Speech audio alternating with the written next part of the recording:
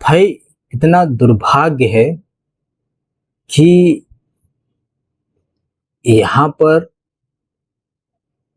कोई काम नहीं करना चाहता है। प्राइवेट सेक्टर में 7.5 साल से ज़्यादा का वर्किंग है और मैं अपने एक्सपीरियंस से आपको बताता हूँ, यदि प्राइवेट सेक्टर में सबसे ज़्यादा रस्ट पोस्ट है वो एक एचआर की है। उसको लगता है कि सारा काम वही करती है। उसको लगता है कि ऑफिस में, दफ्तर में जितने भी टेक बंदे बैठे हैं, उन बंदों का सारा नॉलेज उसको है। और सही बताऊं ना, उसको कोई आइडिया नहीं होता है। ऐसे ऐसे क्वेश्चंस वो रेज करती है कि लगता है ये कोई सवाल था पूछने वाला, मजाक टाइप का लगता है। उसको ये लगता है कि अगर वो कंपनी में ना हो तो कंपनी बर्बाद हो जाएगी। जब वो बंदे हायर करती है ना, तो बहुत सारे वादे करती है, लेकिन समय पे एक भी नहीं पूरे कर पाती है। एचआर अगर कोई काम ढंग का करती है तो वो करती है टर्मिनेशन का। हायर तो टीएल पीएम कर लेते हैं क्योंकि सारा इंटरव्यू टेक्नोलॉजी रिलेटेड वही करते हैं।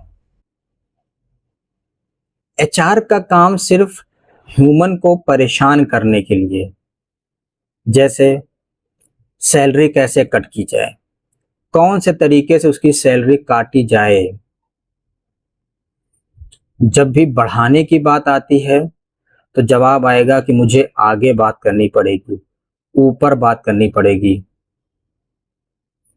और कौन कहता है कि एचआर पक्षपात नहीं करती? पक्षपात वो बहुत ज्यादा करती है। उसके लिए कोई बराबर नहीं। और यदि वो आपको फैमिली मेंबर बोल बोल कर रही है बार बार, तो समझो सबसे ज्यादा वो काटेगी। अदर बॉस और अदर एचआर के कंपेयर में एचआर को ह्यूमन रिसोर्स नहीं, ऑनर रिसोर्स कहना चाहिए। प्राइवेट सेक्टर में तो लोग इसलिए भी काम कर रहे हैं क्योंकि सबके ऊपर ऑनर होता है, बॉस होता है। लेकिन बॉस काम कराने के लिए अपने नीचे कंपनी का प्रेसिडेंट सेट करता है। President CTO, CTO project manager, project manager TL, TL level 1 and level 2 के बंदे सेट करता है। और लेवल 1 और लेवल 2 वाले क्या करते हैं, अपने अपने लिए इंटर्न हायर करवाते हैं, सेट करते हैं।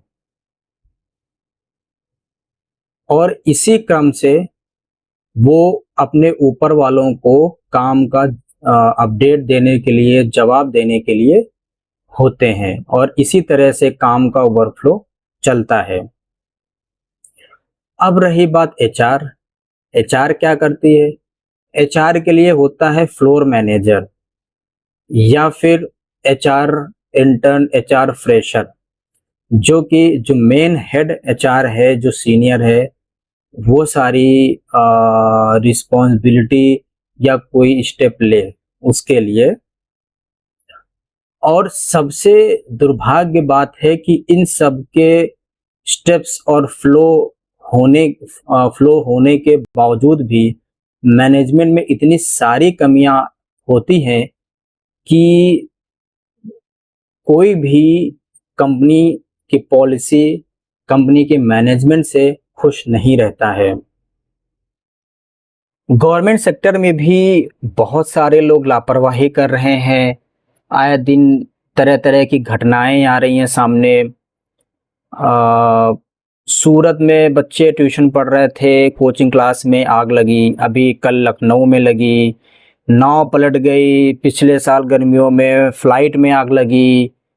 मतलब इतने बड़े स्तर के ये हादसे हैं कि जिन पर अगर गवर्नमेंट अधिकारी सारे मिलके काम करें अच्छे से, तो ये सब हादसे बहुत हद तक कम किए जा सकते हैं। अभी दिल्ली के होटल्स में आई थिंक 10-15 दिन पहले ही आग लगी थी, कल लखनऊ में लगी। तो मतलब इस तरह के हादसे, अभी नीट के एग्ज़ाम में भी लोग मतलब बहुत सारी गड़बड़ियाँ देखने को मिल रही हैं। और एग्ज़ाम्स में तो लीक पेपर जैसी तो घटनाएं बहुत खतरनाक हैं। भविष्य है जो हमारे देश का, उनको नुकसान होता है। तो बहुत सारे लोग अगर मिलके एकजुट होके अच्छा काम करें तो अपने मतलब हम अपने देश को, लोगों को परेशान होने से बचा सकते हैं। कई तरह से हम बचा सकते हैं और हमारा देश और भी तरह से आगे बढ़ सकता है।